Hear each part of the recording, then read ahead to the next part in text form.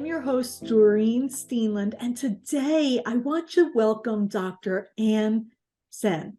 Let's just dive right in if we can. When you think about healthcare professionals and their well-being, what are you most passionate about?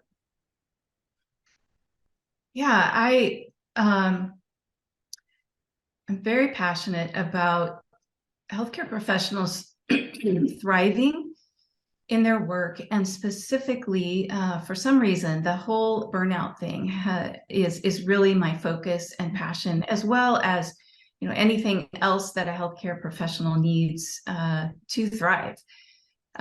What I have seen in the last few years of coaching healthcare professionals is thankfully an increase in their literacy around understanding and being able to name the symptoms of burnout.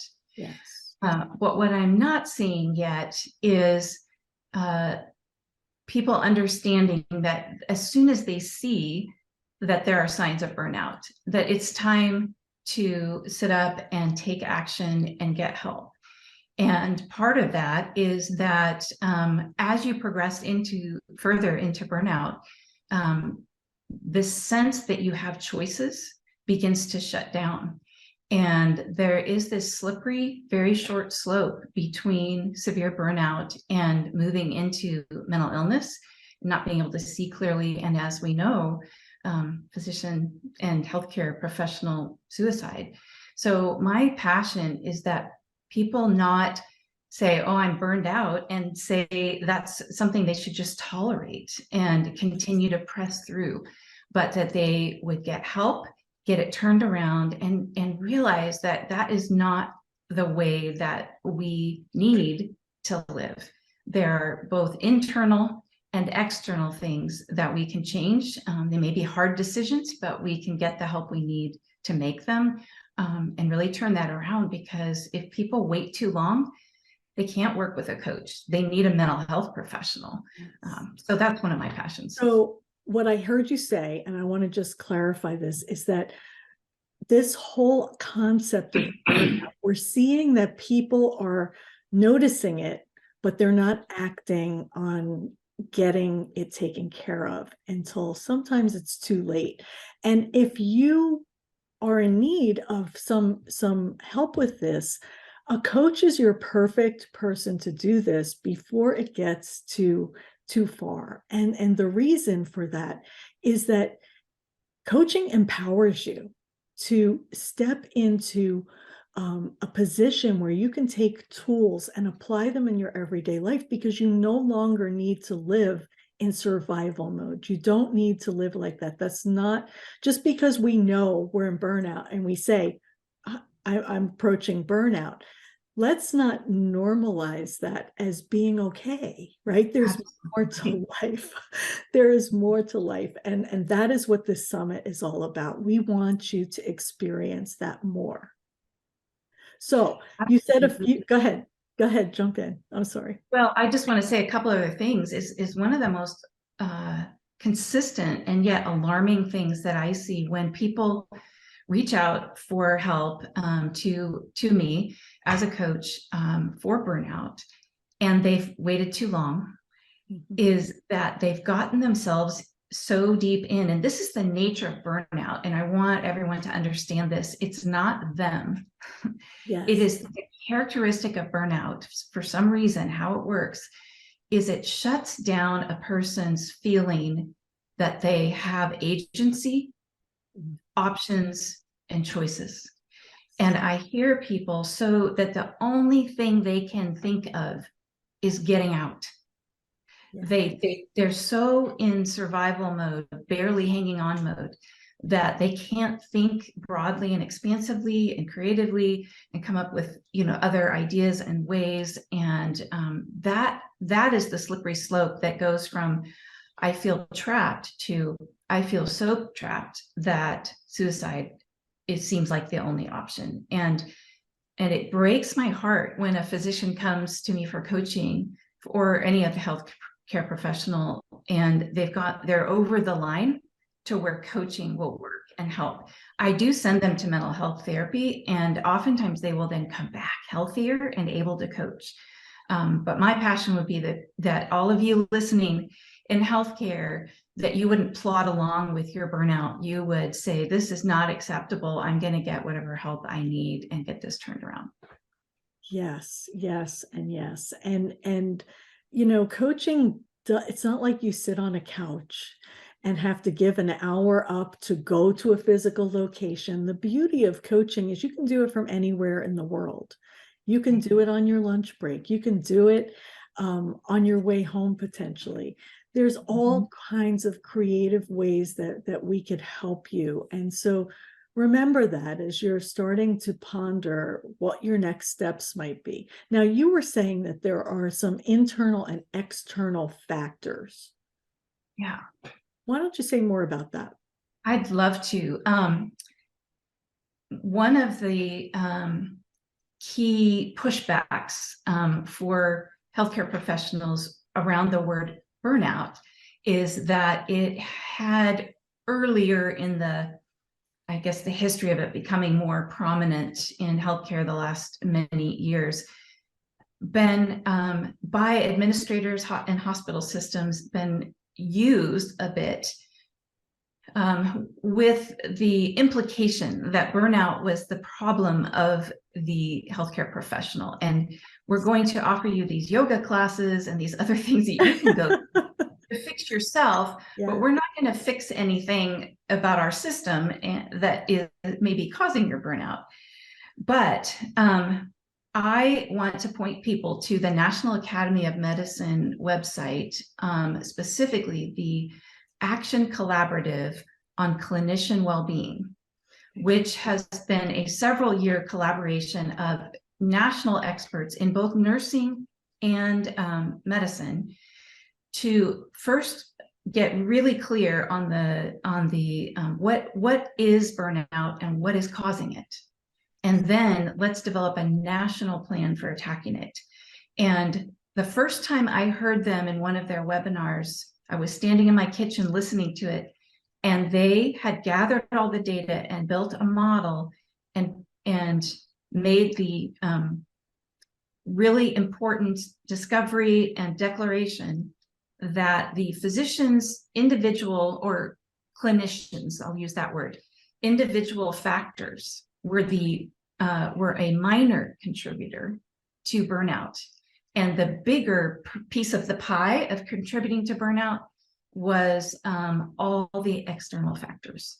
So what's important about that, and it made me, actually brought me to tears, because what clinicians know is true was finally being acknowledged. So what my vision is that we help healthcare professionals get as healthy as they can and work on those individual factors. So then they can now be healthier, but then also potentially be agents of change to help implement the changes to change the system. But hurting healthcare professionals can't do that as well.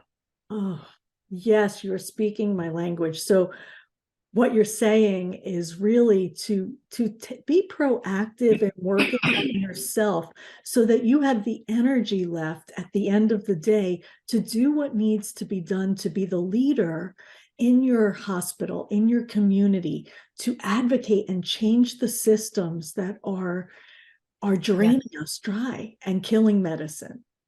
Absolutely. Yeah. And to validate, I want just people to feel validated that there are things you can do for you.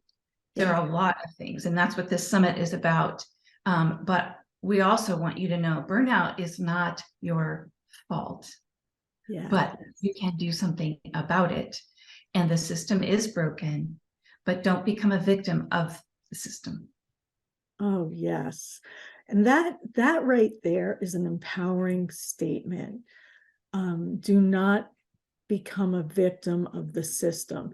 And what that looks like when we give in to the burnout and say, I'm just burnt out and I'm going to retire in 5 years. I'm going to retire in 3 years. And that's your goal. That is a danger zone. So if you're saying that to yourself, that you're going to retire or you're going to change your job and think that that's going to change what's happening inside. That's not true. That's just going to change your outward circumstance. It's not going to change what's happening inside. And all that's happening inside is going to travel with you to your home and affect your family. It trickles down, right? We can't change that. So, okay. So I got a little off on a rabbit trail. Sorry about that. Well, that's a great segue into the tools talk. Good. Okay, perfect. So yeah, let's go into some tools that you'd like to share that can decrease this exhaustion and stress for our professionals. Yeah, I kind of picked a couple that I use probably most frequently with my health clinician clients, mostly physicians, but I do have some PAs and nurse practitioners that I coach. And it's mostly women physicians, but a few men here and there. These tools I picked because they're universal, not just to healthcare, but significant for us. And they just seem to resonate and produce the most sort of freedom and helpfulness for people. And one is just very simply this concept of circles of control. And I know that several different authors and people have their own diagram.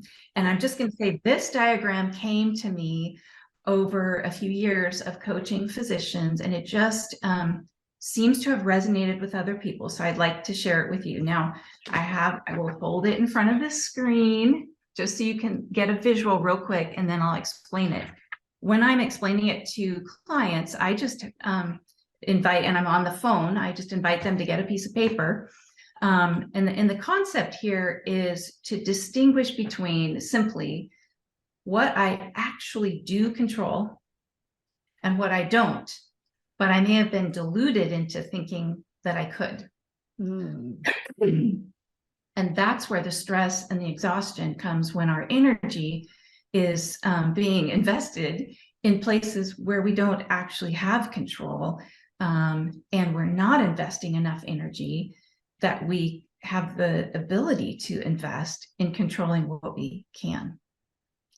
So the diagram is, I'll just explain it to explain this. Sure. The concept is, if you put a dot in the middle of the paper to represent you, and then draw a circle around that, maybe an inch and a half, that border would represent the things that you actually do control. You're just, based on the control that we actually have as human beings. So 99.9% of that is you control yourself. The things that you do, say, and think. We don't control everything about what our bodies do. We know that. That's why there's healthcare. But then if you go to the next, draw another circle beyond that, and that would define your circle of what I call possible influence, rather than just influence. Because I think physicians, we get ourselves into these twisted ideas that, we'll influence, and we think that's actually control. It's not. By nature, influence is only possible influence, because it depends on the response of the person or the thing that you're trying to influence. So to remind ourselves that it's not control, I call it possible influence. And then the outer area, beyond everything beyond that to infinity, would be all the things that we can't even influence or control. So I think that the key is then to draw a few arrows coming out of that dot in the center that don't go clear to the edge of that circle of control. Then to draw a dotted arrow that goes from you out into the circle of possible influence. And that basically represents the fact that we tend to not exercise full control over what we have control over. So those little arrows going out from us to the border of what we control are too short. And there's all this potential of, and my second tool, I think, will be one of the ways that you can exercise more control over yourself for self-regulating rather than getting triggered. But the dotted arrow is where we muck around in our circle of possible influence and try to control what we actually can't. And I call that delusions of control. I love that, delusions of control, because for us, what we don't realize is that our brain works in these patterns, and we have these preconceived biases and perceptions, and it affects everything that happens on the inside and the outside, right? And some of them are delusional. They feel Just need true. to call it what it is. Yes, we have to call it what it is. Some of them are true, but some of them are delusional and they feel true, but and so that is one of the things that coaching helps illuminate for you. Like, what is the thing that is influencing your actions, your thoughts, your behaviors, and your feelings, right? And so I love that tool. It's a great tool. So what is your next step here for us as far as the next tool that you wanted to talk about? Yeah. And before I move to that, I'll just leave you with a question to ask yourself around control. Two questions. One would be, what do I actually control? And what do I not control? And simply listing those things can be incredibly enlightening and powerful. The second question would be, how would things be different if I shifted my energy toward the things I control and away from the things that I don't? Yes. Very simple. So good. Those are great to leave you with. Yes. The second tool, and how are we doing on time? We're getting close, so we're gonna have to, Give me a few 4 minutes.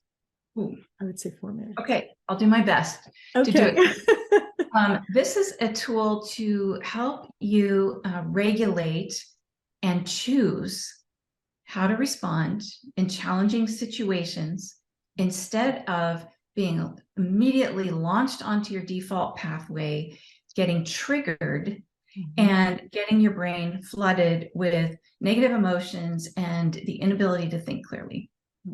And I think that being triggered is a common problem in medicine, because there's just, a lot of communication and relationship challenges in medicine, and it comes up a lot in coaching. And so the idea comes from a book called Narrative Coaching by David Drake. And if you were to put a dot here again on the side of the paper and draw a line going down, that would be your default pathway that takes you to your undesired response, undesired outcome. It's like a 14-lane highway.